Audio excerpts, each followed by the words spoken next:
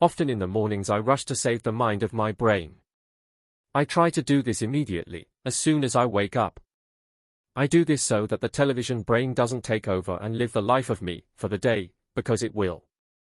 The term, television brain, simply means that the images we so often view has an imprint inside the memory of the brain, with its effects, implications, paradigms, and the mind will present them to us over and over, to bounce off from, or to acquiesce to, and so we become the living organic automaton, the body entity.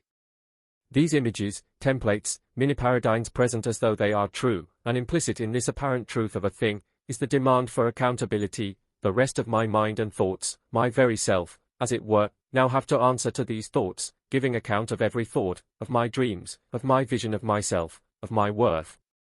This trade with the false accountant happens subtly, quickly, and continually.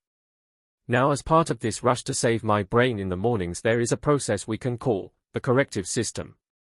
I use this term because one morning, just as I was waking up with temptations and disorder, I perceived these beings rush to me, perhaps flying, 3 or 4 of them.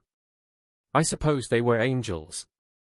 And one of them talked to another about me, saying, "He has not used the corrective system today." I knew immediately the meaning of the term. The corrective system, in the language of the angel, speaks of the meditative practice of forcing stillness in the mind, a moment of stopping the momentum of the daily torrent of thoughts, one after the other. I like what the man of God, Justin Abraham, had said, speaking, to a degree, of the same principle. He said we need spaces between thoughts. On a nearby topic, I think of this thing called ancient paths.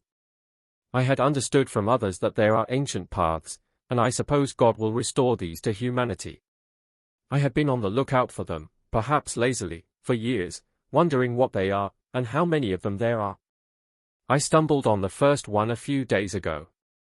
The angel had told Micah Turnbow that focus is an ancient path, and that an entity called lust steals, or had stolen the path, at least words to that effect.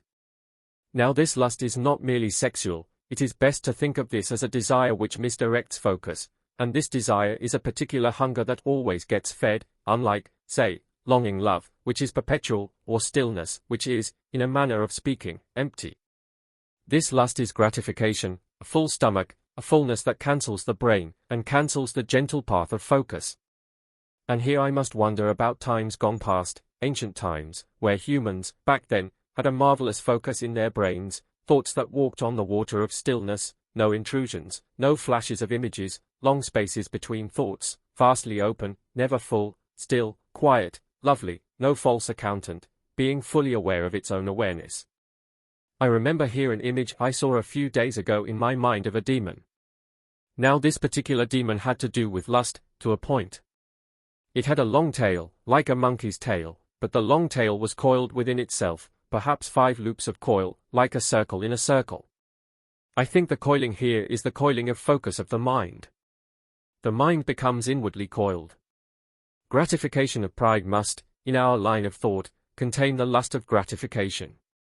And us, in the light of truth, must be aware that pride in theological knowledge, or revelation, contains the need or lust for gratification, which steals the ancient path of focus, and it appears, as much as I understand, that this particular ancient path has to do with the way we think.